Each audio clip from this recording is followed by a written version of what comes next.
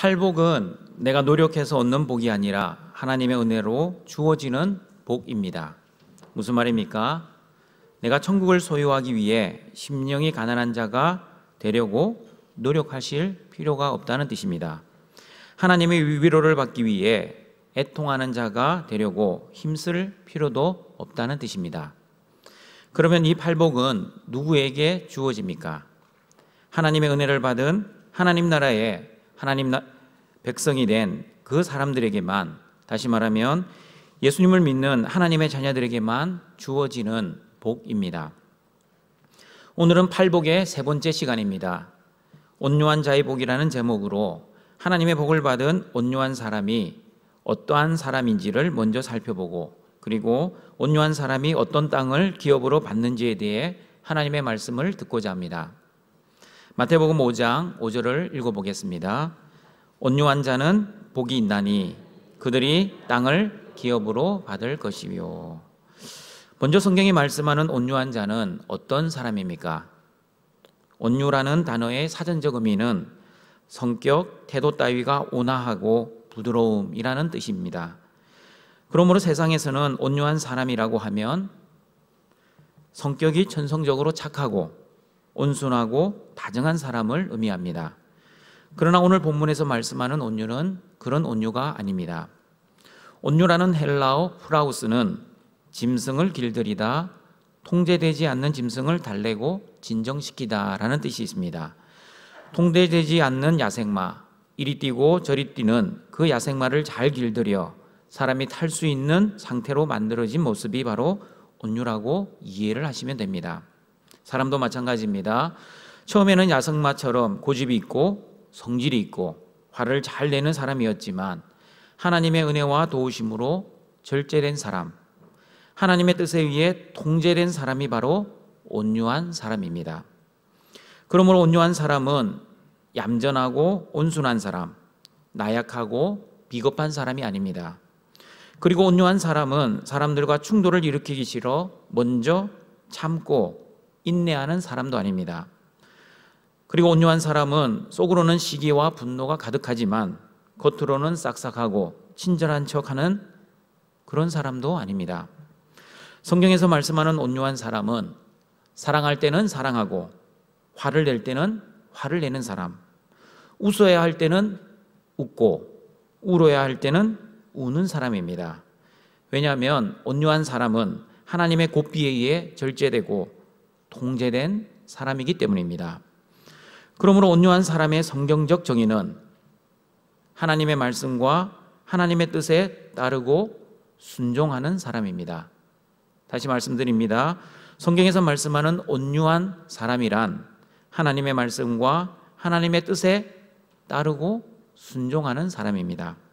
다시 말하면 하나님을 주인으로 모시고 그 주인 대신 하나님의 뜻에 따라 살아가는 그 사람이 바로 성경의 온유한 사람입니다. 여러분, 성경에서 예수님 다음으로 가장 온유한 사람이 누구인지 아십니까? 모세입니다. 모세가 젊었을 때 바로의 궁전에 있을 때는 온유한 사람이 아니었습니다. 애굽 사람이 이스라엘 사람을 때리는 것을 보고 격분하여 그 애굽 사람을 쳐 죽일 정도로 불같은 한 성질을 가졌던 사람이 모세였습니다. 그리고 모세는 출애굽한 이스라엘 백성들이 신광야에서 물이 없어 죽겠다고 원망하자 하나님께서 반석에서 물을 내라 하셨는데도 불구하고 지팡이로 2번이나 반석을 내리쳤던 한 성깔이 있었던 사람이었습니다. 이랬던 모세가 민수기 12장을 보시면 세상 어떤 사람보다도 가장 온유한 사람이라고 말씀합니다. 왜 모세의 온유함이 지면의 모든 사람보다 더 했는지 민수기 12장 7절, 8절 말씀을 같이 읽어보도록 하겠습니다. 내 종 모세와는 그렇지 아니하니 그는 내 온 집에 충성함이라. 그와는 내가 대면하여 명백히 말하고 은밀한 말로 하지 아니하며 그는 또 여호와의 형상을 보거늘 너희가 어찌하여 내 종 모세 비방하기를 두려워하지 아니하느냐. 모세가 광야 생활을 하던 중 구스 여자, 즉 이디오피아 여자, 피부색이 까만 여자를 아내로 맞이했습니다. 그것을 좋게 여기지 않던 형 아론과 누나 미리암은 모세를 비방했습니다. 그러자 하나님께서는 세 사람을 회막으로 부르셨습니다. 그리고 하나님께서는 모세의 편을 들어주시고 미리암에게는 나병을 불러주셨습니다. 하나님이 하신 말씀을 유념해서 보십시오. 왜 모세가 온유한 사람인지를 알 수 있습니다. 모세는 하나님의 집에서 충성했다고 말씀합니다. 여러분, 충성은 누가 누구에게 충성합니까? 말은 말 주인에게 충성해야 합니다. 종은 종의 주인에게 충성해야 합니다. 모세는 누구에게 충성했겠습니까? 모세는 모세의 주인 대신 하나님께 충성했습니다. 그러므로 하나님께 충성한 모세는 자신의 생각과 뜻대로 살지 않고 주인 대신 하나님의 생각과 그 하나님의 뜻에 순종했습니다. 하나님께서는 모세에게 하나님의 뜻을 알려주시기 위해 다른 사람들처럼 꿈으로 알려주시지 아니하시고 대면하여 명맥히 말씀해 주셨습니다. 만약에 환상이나 꿈으로 말씀하시면 하나님의 뜻이 잘못 전달되거나 해석을 잘못할 수 있기 때문입니다. 그리고 하나님께서는 모세에게 하나님의 형상도 보여주셨습니다. 이런 말을 하는 성도가 있습니다. 목사님, 하나님을 한 번만 볼 수만 있다면 하나님을 믿을 수 있을 것 같습니다. 그런데 하나님께서는 한 번도 나에게 하나님을 보여주시지 않았습니다. 그런데 여러분, 모세는 직접 눈으로 하나님을 보았습니다. 여러분 한번 생각해 보십시오. 하나님을 직접 본 모세의 인생이 우리가 생각하는 것처럼 만사형통했을 것 같습니까? 그렇지 않습니다. 모세도 살아가면서 현실이 힘들어지고 죽을 것 같은 고통을 만났습니다. 그러나 그 현실 속에서도 하나님을 의심하거나 또한 하나님께 하나님, 왜 나에게 이런 고생을 하게 하십니까? 라며 하나님께 원망과 불평을 했을 것 같습니까? 모세는 하나님의 음성을 직접 듣고 하나님의 형상도 직접 눈으로 보았기 때문에 어떤 어려움 속에서도 하나님을 원망하거나 불평하지 않고 항상 하나님의 임재를 느끼며 살았습니다. 그러므로 모세는 환경이 아무리 힘들고 어려워도 하나님을 의심하지 않았습니다. 왜냐하면 모세는 어떠한 상황과 현실 속에서도 하나님이 나와 항상 함께 한다는 이 임마누엘의 믿음이 있었기 때문입니다. 마찬가지입니다. 하나님의 임재를 확신하고 하나님과 늘 동행하는 저와 여러분은 어떻게 살아야 합니까? 함부로 살 수 없습니다. 자신의 성질과 기질대로 살 수 없습니다. 그리고 자신의 생각과 뜻대로 살아가서도 안 됩니다. 모세처럼 항상 하나님의 말씀을 묵상하며 그 하나님의 뜻을 순종하기 위해 최선을 다해 살아야 합니다. 하나님의 임재를 확신하고 산 모세는 자신의 뜻보다 하나님의 뜻을 먼저 생각하고 자신의 뜻보다 하나님의 뜻을 먼저 말하고 자신의 뜻대로 행동하지 않고 하나님의 뜻을 위해 행동했습니다. 그러므로 자신을 비방하는 형 아론과 누나 미리암에게 변명의 말을 하거나 억울하다고 사람을 찾아가 하소연하지 않았습니다. 모세는 하나님의 결론 내리실 때까지 참고 인내했습니다. 모세는 심판할 힘과 능력이 있었지만 하나님이 심판하실 때까지 모세 자신이 먼저 아론과 미리암을 심판하지 않았습니다. 그러므로 등촌가족 여러분, 온유한 사람이란 모세처럼 하나님이 판단하시기 전까지 자신이 먼저 판단하지 않는 사람입니다. 왜냐하면 자신의 뜻보다 하나님의 뜻을 먼저 생각하고 하나님의 뜻을 먼저 말하고 하나님의 뜻에 따라 먼저 행동하기 때문입니다. 민수기 12장의 모세도 온유한 사람의 모습을 보여주고 있지만 출애굽기 32장 15절, 20절의 모세의 모습을 보아도 왜 모세가 온유한 사람이라고 평가받았는지 그 이유를 알 수 있습니다. 같이 한번 읽어보겠습니다. 모세가 돌이켜 산에서 내려오는데 두 증거판이 그의 손에 있고 그 판의 양면 이쪽 저쪽에 글자가 있으니 그 판은 하나님이 만드신 것이요 글자는 하나님이 쓰셔서 판에 새기신 것이더라. 여호수아가 백성들의 요란한 소리를 듣고 모세에게 말하되 진중에서 싸우는 소리가 나나이다. 모세가 이르되 이는 성전가도 아니요 패하여 부르짖는 소리도 아니요 내가 듣기에는 노래하는 소리로다 하고 진에 가까이 이르러 그 송아지와 그 춤추는 것을 보고 크게 노하여 손에서 그 판들을 산 아래로 던져 깨뜨리니라. 모세가 그들이 만든 송아지를 가져다가 불살라 부수어 가루를 만들어 물에 뿌려 이스라엘 자손에게 마시게 하니라. 모세가 시내산에서 하나님으로부터 십계명을 받고 내려오는데 이스라엘 진중에서는 요란한 소리가 들렸습니다. 모세는 백성들이 춤추는 것을 보고 크게 분노하여 하나님이 직접 써주신 십계명의 두 돌판을 던져 깨뜨려 버렸습니다. 그리고 금으로 만든 송아지를 불살라 부수어 가루로 만들어 이스라엘 백성들에게 마시게 했습니다. 그것만이 아니었습니다. 우리가 읽지는 않았지만 성경을 보시면 백성 중에서 금송아지 앞에서 춤추고 놀던 3,000명을 사형시켜 버렸습니다. 등촌가족 여러분, 세상의 기준으로 보면 이런 모세의 모습은 한 성질, 한 성깔 하는 사람입니다. 성격이 급하고 분노를 참지 못하는 사람입니다. 3,000명을 죽여도 눈 하나 깜빡하지 않는 참으로 매몰찬 사람입니다. 그러나 성경은 이 모세의 모습이 바로 온유한 사람의 모습이라고 합니다. 왜냐하면 온유한 사람은 사랑할 때 사랑하고 분노할 때 분노하는 사람이기 때문입니다. 그러나 등촌가족 여러분, 온유한 사람은 자신의 뜻에 의해 사랑하고 자신의 성질에 의해 분노하는 사람이 아닙니다.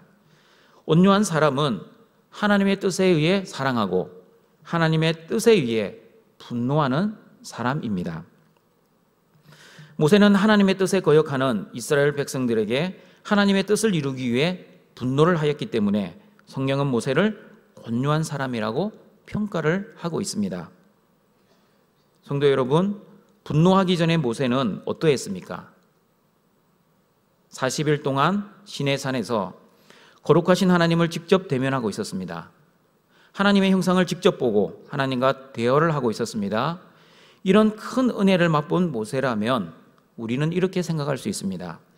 하나님을 직접 보고 하나님의 음성도 직접 들으며 이렇게 큰 은혜를 체험했으면 이스라엘 백성들을 용서해 주면 어디가 덧나나? 한두 명도 아니고 3,000명이나 죽여야 할 정도로 심각한 죄는 아닌 것 같은데 꼭 죽여야만 했나? 여러분, 이스라엘 백성들 입장에서 이 사건을 해석해 보겠습니다. 모세가 빨리 시내산에서 내려왔다면 이스라엘 백성들은 금송아지 안 만들었을 겁니다. 그런데 시간이 지날수록 시내산에 올라간 모세가 어떻게 되었는지 모세의 생사 확인이 불가능했습니다. 그리고 금송아지는 애굽의 신이 아니라 애굽 땅에서 우리를 인도하여 낸 신, 누구입니까? 여호와 하나님이었습니다. 즉 이스라엘 백성들 입장에서는 애굽의 신을 만들고 섬긴 것이 아니라 하나님을 만들고 하나님을 섬겼다고 말을 할 수 있습니다. 그러므로 이스라엘 백성들은 우리는 우상 숭배를 하지 않았습니다. 우리는 하나님께 예배하고 하나님께 경배했습니다 라고 변명할 수 있습니다. 그러나 여러분, 이것은 어디까지나 이스라엘 백성들의 생각입니다. 그러면 하나님의 생각은 어떠하셨는지 출애굽기 32장 7절, 8절 말씀을 같이 읽어보겠습니다. 여호와께서 모세에게 이르시되 너는 내려가라. 내가 애굽 땅에서 인도하여 낸 내 백성이 부패하였도다. 그들이 내가 그들에게 명령한 길을 속히 떠나 자기를 위하여 송아지를 부어 만들고 그것을 예배하며 그것에게 제물을 드리며 말하기를 이스라엘아, 이는 너희를 애굽 땅에서 인도하여 낸 너희 신이라 하였도다. 하나님의 평가는 냉정하셨습니다. 이스라엘 백성들이 부패했다고 말씀합니다. 심각한 죄를 지어 타락했다는 말입니다. 왜 이스라엘 백성들이 타락했습니까? 하나님께서 명령하신 길을 속히 떠났기 때문입니다. 여러분, 모세가 하나님께 십계명을 받은 지 한 달이 지났습니까? 아니면 일주일이 지났습니까? 하루도 지나지 않았습니다. 모세는 시내산에서 내려오고 있는데 이스라엘 백성들은 이미 금송아지를 만들어 놓고 춤을 추고 있었습니다. 그래서 하나님께서는 이스라엘 백성들이 속히 하나님의 말씀을 떠났다고 말씀하고 있습니다. 이스라엘 백성들은 금송아지를 애굽에서 인도해 주신 여호와를 위해 만들었다고 생각했습니다. 그러나 하나님의 생각은 달랐습니다. 금송아지는 누구를 위해 만들었습니까? 하나님을 위해 만들었습니까? 아니면 이스라엘 백성들을 위해 만들었습니까? 자기를 위해 만들었다고 분명히 말씀합니다. 실제로는 이스라엘 백성들이 모세가 시내산에서 내려오지 않자 두렵고 불안하고 초조하니 자신들을 위해 금송아지를 만들어 놓고 말은 하나님을 위해 만들었다고 했습니다. 성도 여러분, 이것이 바로 우상 숭배의 본질입니다. 우상 숭배는 우상을 숭배하는 것이 아니라 자신을 숭배하는 것입니다. 이것을 잘 아셨던 하나님께서 십계명 말씀을 주시면서 우리 출애굽기 20장 4절입니다. 이 우상의 본질을 정확하게 말씀해 주고 있습니다. 같이 한번 읽어보겠습니다. 너를 위하여 새긴 우상을 만들지 말고 또 위로 하늘에 있는 것이나 아래로 땅에 있는 것이나 땅 안에 물속에 있는 것에 어떤 형상도 만들지 말며. 누구를 위해 만들지 말아야 됩니까? 너를 위하여, 사람을 위하여 우상을 만들지 말라고 말씀합니다. 여러분, 성경은 탐심도 우상 숭배라고 말합니다. 왜 탐심이 우상 숭배입니까? 탐심도 자신을 위한 것이기 때문입니다. 그러므로 등촌가족 여러분, 잘 들으십시오. 자신을 위하여 신앙생활을 하면 하나님도 우상이 될 수 있습니다. 다시 말합니다. 자신을 위하여 신앙생활을 하면 하나님도 우상이 될 수 있습니다.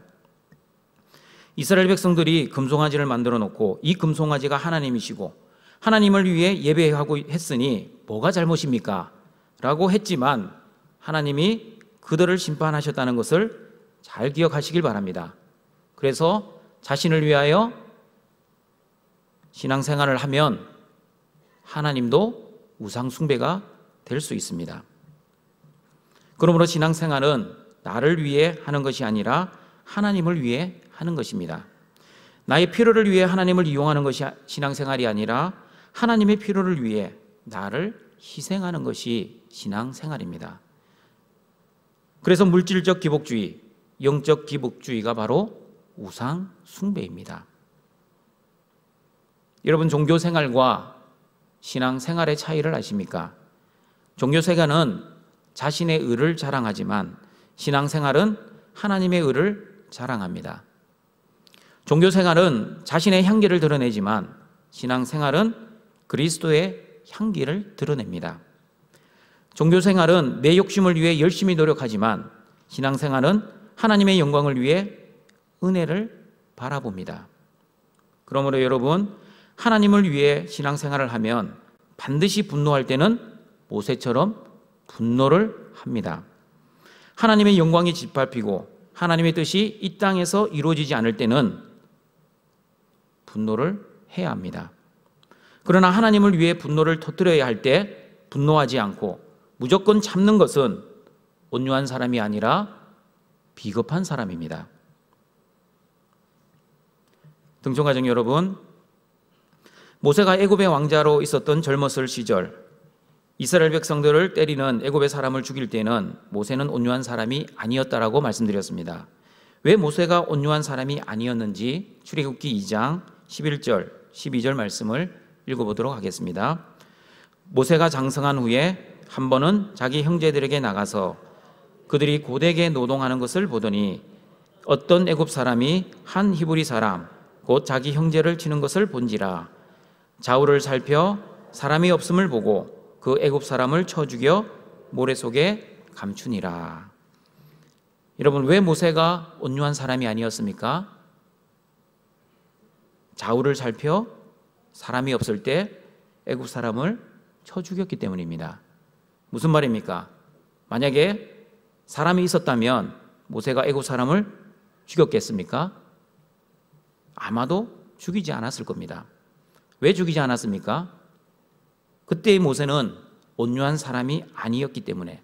다시 말하면 그때의 모세는 하나님보다 사람의 눈을 더 의식하는 사람이었기 때문입니다. 그러므로 온유한 사람은 사람과 세상의 눈치를 보지 않는 사람입니다. 그러면 온유한 사람은 누구의 눈치를 보는 사람입니까? 온유한 사람은 하나님의 눈치를 보는 사람입니다. 하나님의 말씀에 눈치를 보는 사람이 바로 온유한 사람입니다. 하나님의 말씀과 하나님의 뜻의 눈치를 본 온유한 80세의 모세는 하나님의 말씀에 어긋난 행동을 하는 이스라엘 백성 3,000명이나 눈 하나 까딱하지 않고 죽였던 것이었습니다. 그러므로 모세처럼 사람을 보고 무조건 참는 것이 온유한 사람이 아니고 하나님의 말씀과 하나님의 뜻을 위해 거룩하게 분노하는 것이 온유한 사람이라는 것을 여러분은 잘 기억하셔야 합니다. 그리고 여러분의 삶에 잘 적용을 하셔야 합니다. 그러므로 동청가족 여러분, 신앙생활은 사람의 눈을 의식하지 않아야 합니다. 사람에게 보이려고 하는 예배생활, 사람을 의식하는 기도생활, 사람들의 눈을 의식하는 헌금생활은 신앙생활이 아니라 바리새인들의 종교생활에 불과합니다. 그러므로 하나님의 복을 받은 온유한 자는 사람의 눈을 의식하지 않고 우리의 중심을 보시는 하나님을 의식하며 예배드리고 하나님만을 바라보며 기도하고 사람의 영광이 아니라 하나님의 영광을 위해 헌금생활, 즉 신앙생활을 하는 것입니다. 그리고 온유한 사람은 교회 봉사를 하고 섬길 때도 사람에게 보이려고 하지 않습니다. 사람이 보던 사람이 보지 않든 하나님만을 바라보며 봉사하는 사람은 온유한 사람입니다. 그러나 사람이 보면 열심히 봉사하고 사람이 보지 않으면 열심히 하는 척하는 사람은 온유한 사람이 아니라 가식적이고 외식적인 바리새인입니다. 그러므로 동청가족 여러분, 사람에게 보이려는 종교생활이 아니라 하나님만 바라보시는 신앙생활을 하시는 등촌의 온유한 가족들이 되시길 바랍니다. 지금까지 우리는 모세가 왜 온유한 사람인지에 대해 살펴보았습니다. 여러분도 다 아실 겁니다. 모세보다 온유한 신분이 있습니다. 누구입니까? 예수 그리스도입니다. 예수님도 모세처럼 성전에서 돈 바꾸는 사람들의 자판과 의자를 둘러 엎으실 정도로 한 성질을 하셨지만 예수님은 스스로 나는 겸손하고 온유하다고 말씀하셨습니다. 왜냐하면 하나님의 마음과 뜻을 가지고 거룩한 분노를 하셨기 때문입니다. 자신의 성질 때문에 분노하신 것이 아니었습니다. 예수님의 성격과 기질과 천성 때문에 분노한 것도 아니었습니다. 오직 하나님의 뜻을 이루기 위한 분노였습니다. 그러므로 예수님께서는 하나님의 뜻이 무엇인지 우리에게 알려주시기 위해 그것도 다른 장소도 아닌 성전에서 분노를 하셨습니다. 예수님께서는 아버지의 집을 강도의 소굴로 만들었다고 하나님의 뜻을 보여주셨습니다. 외식하는 서기관과 바리새인들에게는 너희들이 하는 종교생활로는 너희들도 천국에 들어가지 못하고 다른 사람들도 천국에 들어가지 못하게 한다고 저주를 하시면서도 하나님의 뜻을 알려주셨습니다. 등촌가족 여러분, 우리 예수님은 하나님으로부터 모든 권세를 받으셨음에도 불구하고, 다시 말하면 예수님 자신의 뜻대로 할 수 있는 권한도 부여받고 또한 예수님 자신의 뜻대로 할 수 있는 능력도 있으셨지만 예수님 자신의 뜻대로 하지 아니하시고 하나님의 뜻이 아니면 아무것도 하지 않으셨다고 요한복음 5장 30절에서 말씀합니다. 같이 한번 읽어보겠습니다. 내가 아무것도 스스로 할 수 없노라. 듣는 대로 심판하노니 나는 나의 뜻대로 하려 하지 않고 나를 보내신 이의 뜻대로 하려 함으로 내 심판은 의로우니라. 사랑하는 등촌가족 여러분, 온유한 모세와 온유한 하신 예수님의 공통점이 무엇입니까? 두 사람 모두 자신의 뜻이 아니라 하나님의 뜻을 생각하고 하나님의 뜻을 말하고 하나님의 뜻대로 행동했던 사람입니다. 예수님의 제자인 거룩한 등촌 성도 여러분, 그러면 우리는 온유한 사람이 되기 위해 어떻게 해야 합니까? 하나님의 복을 받기 위해 온유한 사람이 되자, 노력하자가 아닙니다. 다시 말하면 온유한 자의 복을 받기 위해 하나님의 뜻을 생각하고 하나님의 뜻을 말하고 하나님의 뜻대로 행동하자. 그러면 온유한 사람이 될 수 있다라고 생각하시면 안 됩니다. 그러면 저희 설교를 잘못 들으셨습니다. 벌써 세 번째입니다. 세 번째 팔복의 말씀을 나누는데 아직도 천국을 소유하기 위해서 심령한 가난한 사람이 되려고 노력하는 사람이 있습니다. 하나님의 위로를 받기 위해 이불로 애통하는 사람이 있습니다. 그러면 지금까지 설교 잘못 들으신 겁니다. 우리는 온유한 사람이 되기 위해 어떻게 해야 합니까? 하나님 나라의 하나님의 자녀들은 예수님으로 인해 이미 복을 받았기 때문에 온유한 사람이 되었다는 것을 믿음으로 고백해야 합니다. 이해하십니까? 그리고 그 은혜를 받은 자답게 성령의 도우심으로 온유한 사람으로 행동해야 합니다. 그러므로 저와 여러분은 이렇게 신앙생활해야 정상입니다. 하나님의 은혜로 저와 여러분은 이미 하나님으로부터 복을 받아 온유한 사람이 되었습니다. 되기를 위해 노력하시면 안 됩니다. 이미 되었습니다. 하나님의 은혜와 복이 먼저이고 그리고 우리의 신분이 바뀌었고 그 다음에 우리 그 신분에 맞는 행동을 해야 정상적인 신앙생활이 됩니다. 그러므로 온유한 사람이 되기 위해 하나님의 은혜와 복을 바라지 마시고 하나님의 은혜와 복을 받은 온유한 자답게 살아가시는 등촌의 온유한 성도들이 되시길 바랍니다. 마지막으로 하나님의 복을 받은 온유한 사람이 어떤 땅을 기업으로 받을 수 있는지에 대해 살펴보도록 하겠습니다. 마태복음 5장 5절 다시 읽어보도록 하겠습니다. 온유한 자는 복이 있나니 그들이 땅을 기업으로 받을 것이며. 여러분, 온유한 자는 땅을 기업으로 받는다는 말씀을 마치 온유하게 살면 땅 재벌이 된다고 이해하는 분이 있습니다. 온유하게 살면 하나님이 나에게 1000평 주시고 조금 더 온유하게 살면 2000평 주시고 좀 더 온유하게 살면 10,000평 주시겠지. 그러니 그 땅을 차지하기 위해서 열심히 온유하게 살아야지. 심령이 가난해야지. 애통해야지. 라고 노력하시는 분들이 있습니다.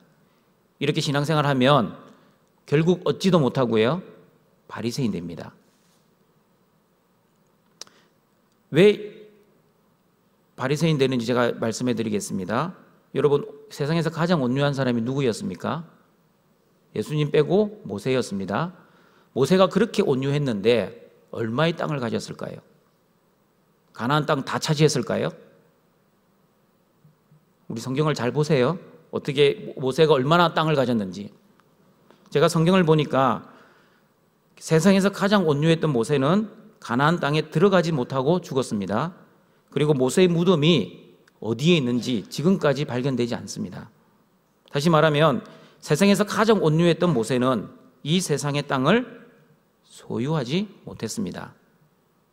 그러면 여러분, 오늘 본문에서 말씀하는 땅, 온유한 사람이 기업으로 받을 땅은 그럼 어떤 땅입니까? 여러분은 어떤 땅으로 알고 있습니까? 우리 시편 37편 22절과 29절을 우리 연속해서 같이 읽어보도록 하겠습니다. 주의 복을 받은 자들은 땅을 차지하고 주의 저주를 받은 자들은 끊어지리로다. 의인이 땅을 차지하며 거기서 영원히 살리로다. 온유한 자가 기업으로 받을 땅은 시편 37편의 말씀처럼 의인만이 들어가는 땅, 그리고 영원히 살 수 있는 땅을 의미합니다. 그러므로 온유한 자가 기업으로 받을 땅도 이 세상의 부동산의 땅을 의미하는 것이 아니라 영적인 하나님의 나라를 의미합니다. 여러분, 나라의 3요소는 국민과 주권과 영토입니다. 하나님의 나라도 마찬가지입니다. 예수님의 죽음과 부활을 통해 이루신 하나님 나라에도 하나님 나라라는 새로운 영토가 생겼습니다. 그리고 사탄에 노예했던 사람들이 하나님의 자녀가 된 새로운 국민들이 태어났습니다. 그리고 그 주인이 바뀐 하나님 나라의 자녀들은 하나님의 주권과 하나님의 통치에 순종하며 살아야 합니다. 그러므로 온유한 사람, 즉 하나님의 뜻을 생각하고 하나님의 뜻을 말하고 하나님의 뜻을 행동하는 사람은 하나님 나라를 상속받아 그 나라에서 영원히 살 수 있는 은혜를 받은 것입니다. 이 땅에서도 하나님 나라의 복을 받을 뿐 아니라 죽어서도 하나님 나라에서 영생을 누리는 것입니다. 그러므로 온유한 자가 기업으로 받을 땅은 하나님의 뜻이 이루어지는 땅입니다. 그러므로 동성가족 여러분, 하나님의 은혜와 복을 받아 온유한 사람이 되면 이 세상에서 땅 부자가 된다고 오해하지 마시고, 온유한 자가 기업으로 받을 땅은 하나님의 주권이 통치되는 하나님의 나라라는 것을 꼭 기억하시고, 하나님의 뜻이 이루어지는 땅에서 하나님의 복을 누리시는 등촌의 가족들이 되시길 바랍니다. 말씀을 정리하도록 하겠습니다. 하나님의 복을 받은 온유한 자는 우리의 주인 대신 하나님의 뜻을 생각하고 하나님의 뜻을 말하고 하나님의 뜻대로 행동하는 사람입니다. 그리고 온유한 자는 사람의 눈을 의식하거나 사람의 눈치를 보는 자가 아니라 오직 하나님의 뜻과 하나님의 말씀을 의식하고 눈치를 보는 사람입니다.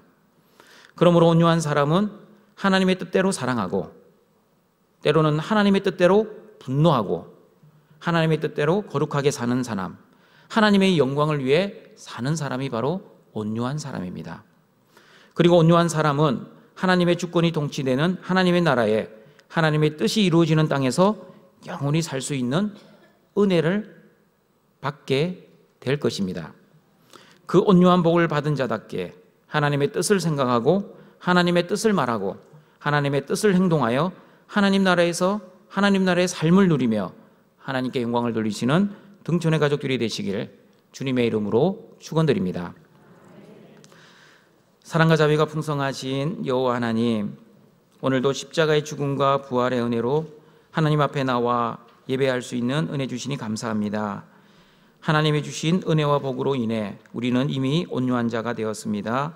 우리의 주인 대신 하나님의 뜻을 생각하고 하나님의 뜻을 말하고 하나님의 뜻대로 행동하여 사람을 바라보지 않고 오직 하나님만을 바라보며 살아가는 모든 등촌의 온유한 가족들이 될 수 있도록 은혜를 베풀어 주시옵소서. 예수님의 이름으로 기도드립니다. 아멘.